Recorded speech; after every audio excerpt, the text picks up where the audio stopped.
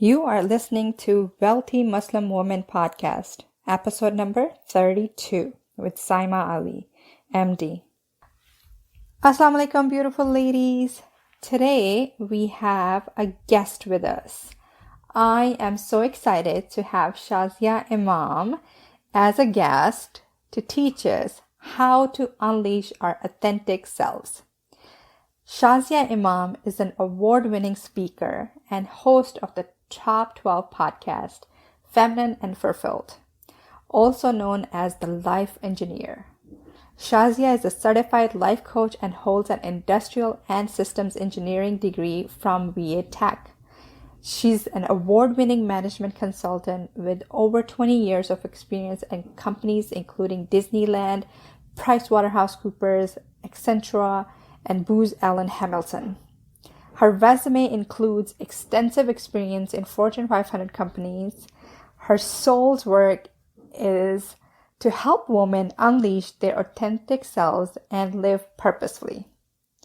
As a recurring people-pleasing perfectionist, Shazia knows all too well the empty feeling even when you seem to, quote-unquote, have it all. After experiencing her own life fall apart after losing her son and then husband, Shazia realized it was a divine push to begin living her real life. This blossomed into finding her soulmate, discovering her soft feminine power, and living her deep purpose. One which involved women unleashing their whole selves to feel fulfilled, happy, and whole. Shazia believes life is more fabulous that way. Please help me welcome Shazia. So I guess we'll start with the first question. So from engineering to life coach, how did that happen? It's so amazing, but how did you get to it? And I love the way you connect with the life engineering. Yeah, it's so funny because it's something I never in a million years would have thought I would be doing. And I was an engineer and I got an engineering degree at a time where there were not a lot of women getting engineering degrees. So I was already in a field where it was very different. And I was actually getting an engineering degree, if I'm going to be completely honest, because my dad wanted me to be a doctor, right? Mm-hmm. They see South Asian dads. So yes. the expectation was to become a doctor. And I was like, well, I can't even handle the sight of blood. So that's not happening. And so I ended up going to Virginia Tech, which is a really great engineering school. And I was like, well, I'll get an engineering degree because I love math and I love to be organized. And it was a great fit. But what happened is that as I got older in my 20s, I graduated and I was working, I was feeling like something was missing. Mm-hmm. And I had people start telling me, why don't you be a life coach? I was like, life coaches are weird. Because at that time, it was like life coaches were like, just like really weirdo. In my mind, I had this assumption that they lived in like some woo-woo world and like we're in fields spinning in skirts or something. And I'm an engineer and really practical. And, what ended up happening is that, through a series of very difficult life events, and, Saima, we've talked about this before, and I share this very openly on my podcast, after losing my son, and then my marriage falling apart, I was really left to be on my own. And I really believe that's when God said, okay, there's something more for you. And it was really at that point that I said, well, let me look at life coaching. And I kind of just did it because I was like, well, what else have I got to lose? I mean, I really looked at it from that perspective. Mm-hmm. But as soon as I was in the training, I was like, why haven't I been doing this all my life? Because actually I have been doing this all my life. I just didn't know that that's what coaching was. And then that started this beautiful journey that I've been on. Yeah, it's so funny. That was my I had similar introduction to life coaching as well. I was also going through some tough time, and I was like, I didn't even know what life coaching was at the moment. It was about 2 years ago, and then a friend mentioned it, and I was like, let me just see what it is and see if it can help me. And that's how I came across life coaching as well. It's so funny. It's amazing. I mean, it's just really profound what can shift. It within is. ourselves, and then to support others in that way too. Yes. And I've told you so many times before, I really love the way you teach it and the way you simplify the concept. It Mm. they all just connect so well and they just make sense. And I'd love to hear like what do you mean about unleashing your true authentic self and living purposely? What does that actually mean? You know, that's such a good question because we, as you know, I'm just going to talk about you and me, and, you know, I'm going to make some assumptions here about people who are Sure. listening. I feel like as women, we are taught to do a lot of things, right? Like, and we do them well. We do well in Yeah. school, we do family well, we do house well. I mean, even if we're kind of doubting ourselves, I mean, we're pretty good at it. Okay. Like, Yeah. we can figure it out. But that's not who we deeply are. And I find that, especially for women who are really powerful inside, when you know that I'm special and I'm talented and I'm capable and I'm here for a reason and to make a difference, when we don't actually allow that part of ourselves to come out, it can feel very stifling. It can feel like the dissonance can feel very painful because there's a part of you that's like screaming that, but then there's another part of you that's like, no, I should be humble. And why am I thinking that? And I should be grateful. And all of these things that we tell ourselves to stay, if I'm going to be completely honest, in mediocrity. Yeah. In mediocrity. And it's like, it's time to just like drop those pretenses and be who we are. When you are who you are authentically, those things you feel inside, and you unleash that power, what is possible for you and the people around you is just like, it's endless.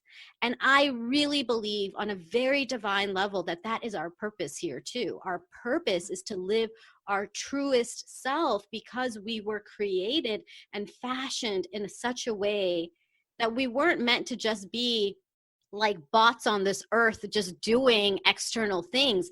We were brought here to have an experience, to be our best self, to have the best in this life and the best in the next life. I think there's Yeah. always a lot of thought about the next life, and we were given this life too. So to just be powerful and to be authentic and to just be you is actually, in my belief, the greatest trust that you've been given. The greatest trust that God gave you is to be who he created you to be. Wow. Thank you. I don't think I've had it put it that way before, and it's beautiful that we have this life too, and we have to live this life too, and this life is a gift as well. Mm-hmm. That's very beautiful. Thank you. And then, as we were talking, as you know, my podcast is mainly concentrating on wealth, helping people build financial freedom and gain money. And you talk about money a lot as well and how to get there from emotional perspective. And you said you will be working on that in February, mainly concentrating on wealth and financial independence. Tell us about it. How do we get there? Oh my gosh. Like, I could talk about money all day. Okay. I love talking about money.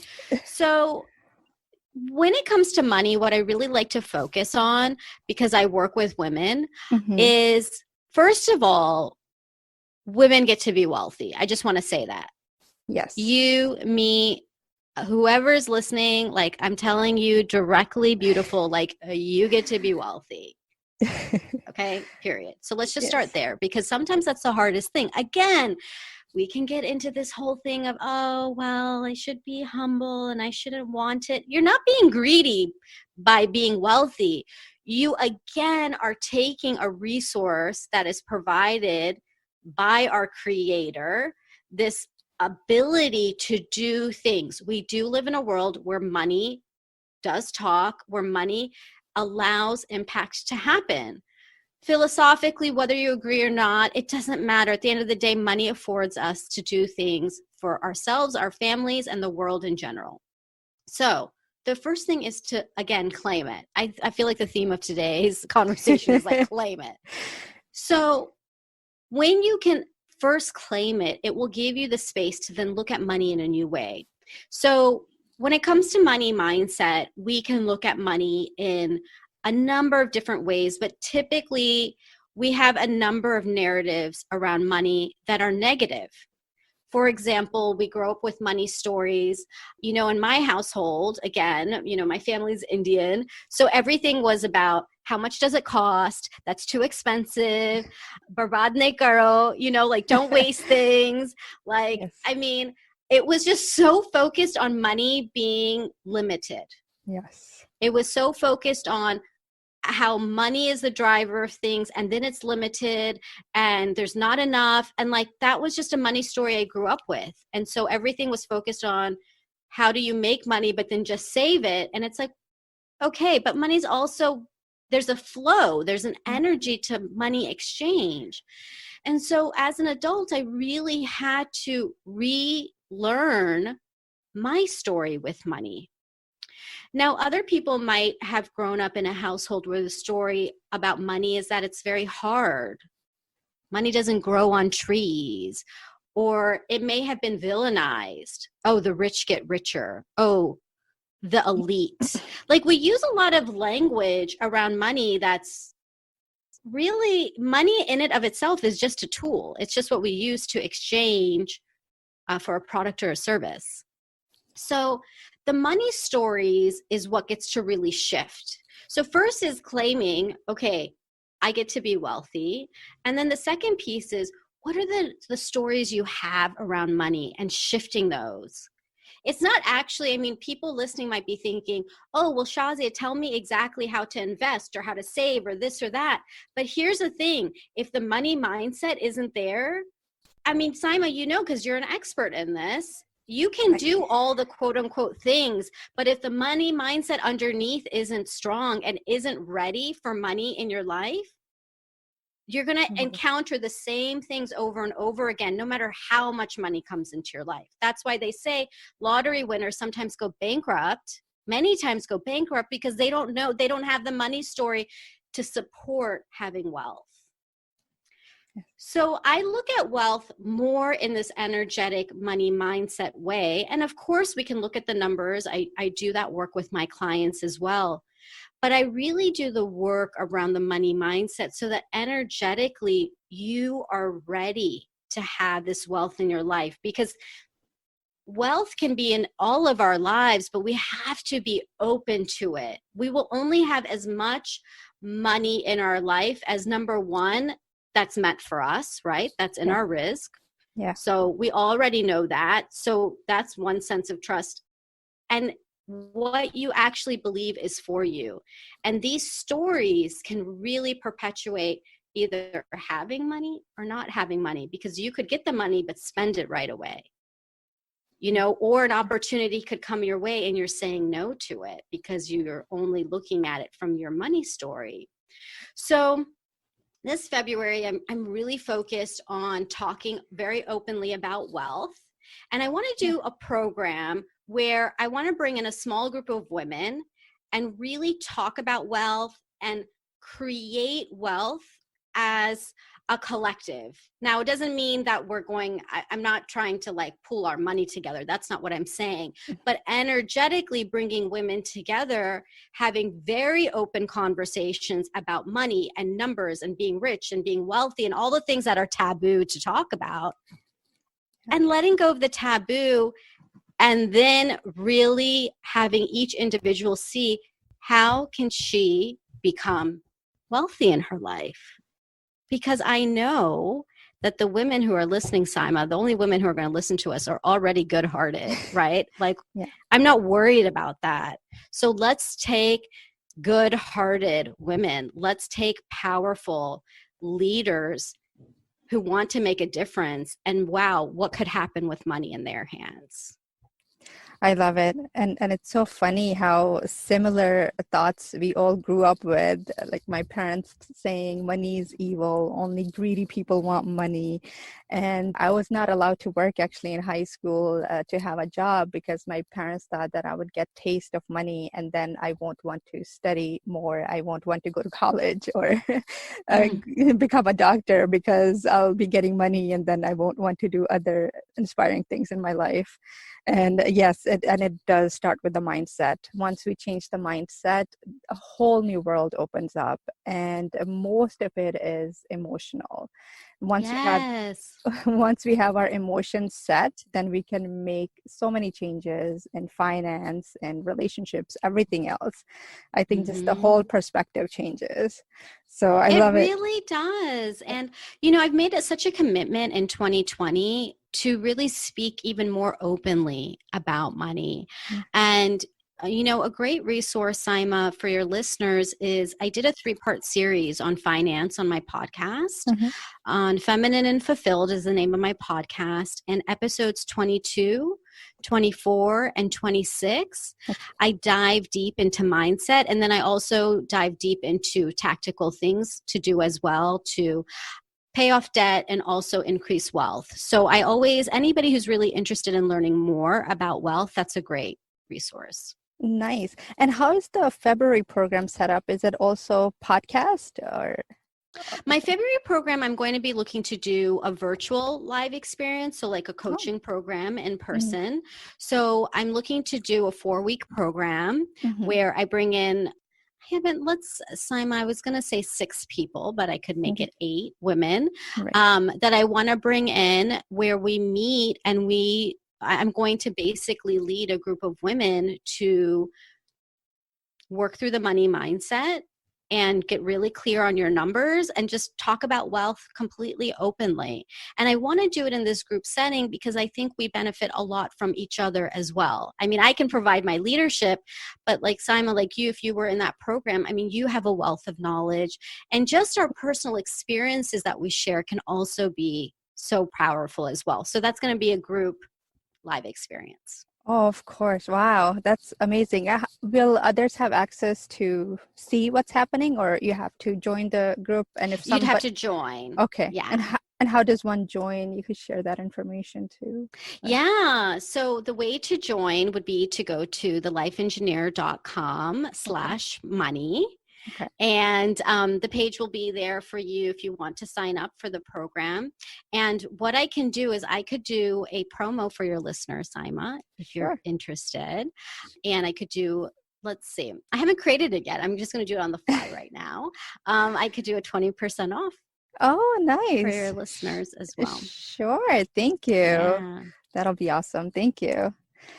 And you can I know this is a huge topic, but maybe we could talk about 1 or 2 roadblocks that we have when we try to acquire wealth. And I know we touched on a couple of them as mainly our mindset and what we grew up with, Mm-hmm. but maybe 1 or 2 another examples of that. Of some money, like some money Ro- stories or money blocks. right, blocks that we put in front of us from acquiring wealth. Yeah. Oh my gosh. There's so many. One of the ones I'll tell you, it's a big one and I hear it all the time. And when I hear it, I'm like, now I just say it back to the person out loud. I can't help myself. But one of the biggest roadblocks is when a person says, I can't afford it. Mhm. And I hear this so often. I can't afford it. Sometimes before they've even heard like what the investment is. And I'm like, but you don't even know what it is, right? So, or they might hear it and they might even start with the question before they even understand what something is. They'll be like, well, how much does it cost? I mean, that is like my parents say that all the time. And so if I ever hear myself saying it, I'm like, oh my gosh, I'm doing it too. Like where we first want to know the cost of something rather than what's the benefit it can bring us. So for example, as a coach, I do hear this a lot where people will reach out and they know coaching will really support them, but they've already made a decision of, I can't afford it. Mhm. They've made this decision that I'm not worthy of investing in myself, because that's actually what you're saying. When you use the word can't afford it, energetically, you're coming from what's called a scarcity mindset, and you're already believing that there isn't enough for you. And so energetically, you're cutting something off. Now, this isn't to say go spend money on everything, right? That would not be prudent. But the shift here is, what choice are you making?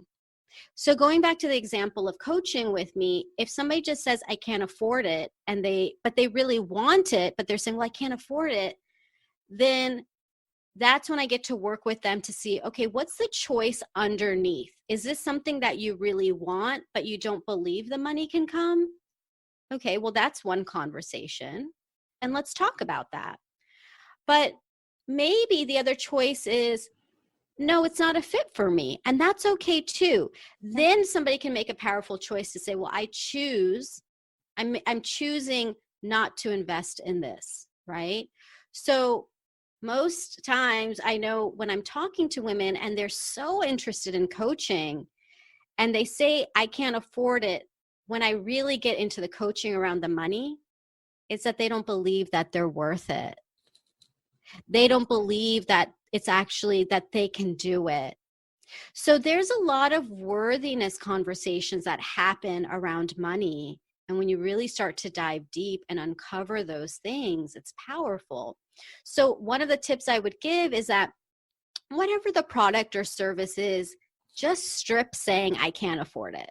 Like just boop. It's like, just don't use that word anymore. Make it from a place of power of I choose. I choose this, or I'm not choosing this right now. So that's one I hear all the time. Yes, all the negative self-talk. And I think the biggest expense that we have in life is the expense of inaction. If we don't take the step, if we don't do something, that's the biggest expense we may have. And when Yes. and when I look at my life, like what's the most expensive decision I've made in my life? And for me, it was medical school. Mm. Of course, the money part is there. I was over 400K in debt after graduating, but the time commitment and being away from my family and spending holidays away and working over 80 hours a week, that was a lot of investment and a lot of contribution. And after graduation, all before I discovered coaching, all I could see was the big fat number, over 400K in debt. And Mm-hmm. I was just so obsessed with it. I just couldn't wrap my mind around that. Why did I make this decision to go to medical school and acquire a huge number of debt? I could have made other career choices. And then I started looking at it from a different perspective. What have I gained from this? And Mm-hmm. and I think that is the best investment that I made for myself now that I look back, and I'm glad that I had the resources, that I was able to take out the loans and able to pay for it. And I was able to experience this beautiful experience, touch so many lives, meet beautiful people, young people, some of them suffering with diseases, but at the same time being able to be part of their lives. That experience I can never pay back. Like, that has made me who I am today.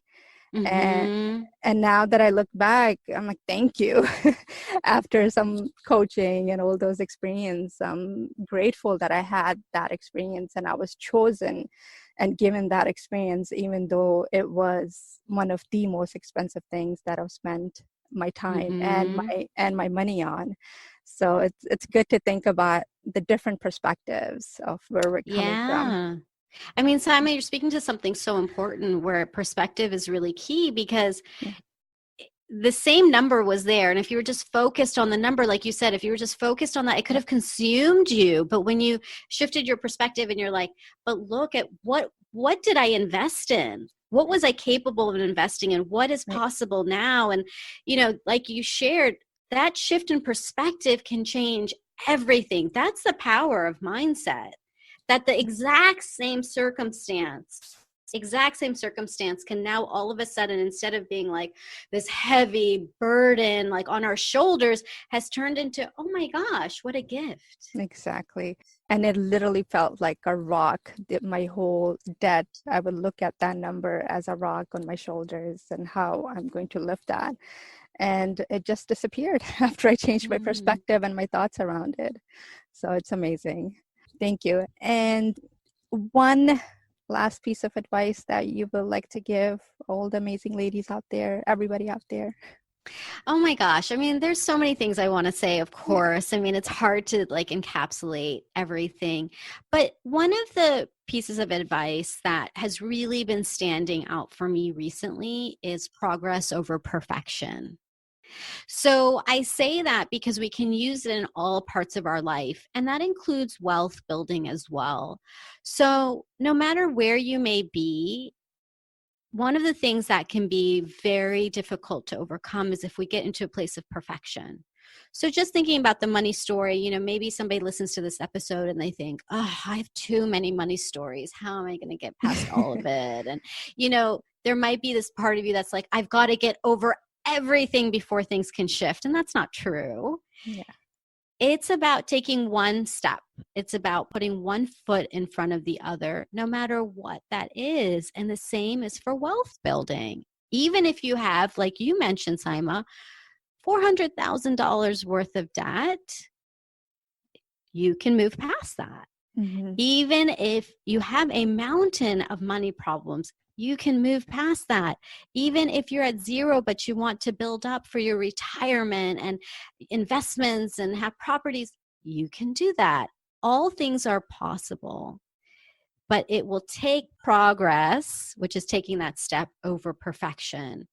And so I just say that because whatever that next step is for you, go for it. And each of us always knows what that is. And likely it's a step that you've been thinking about, but maybe you haven't taken because you've been telling yourself, I can't afford it, right? Or it's too expensive. Yes. Like, I feel like I'm speaking to somebody right now who's like, oh my God, Shazia, you're talking to me. So I am here to say that if that's what's coming up for you, then take that leap. That gets to be your progress over perfection. You won't know for sure. We will never know with certainty if something is the best thing.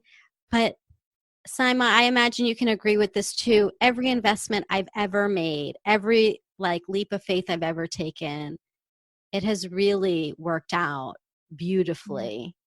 And we may not see it in the time. We may not see it right away, but months later, years later, we'll see how that had benefited us in so many different ways. So many. So, yeah. Absolutely. Yeah. So go for it. You know, progress over perfection. Thank you.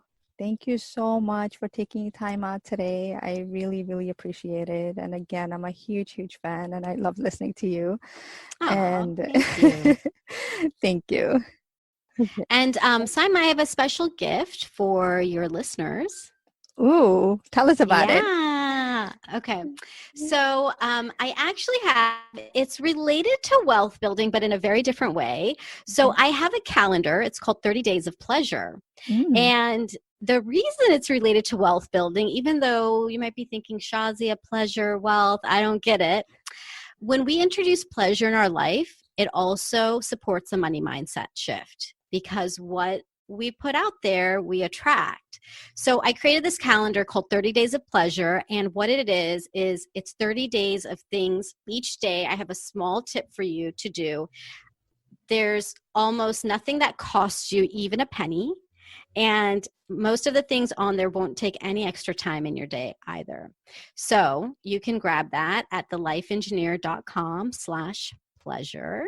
And that's a free gift for your listeners to have. And then that pleasure will open up more wealth too. It's all related. Thank you. I'm going to go get it right now. Thank you so much.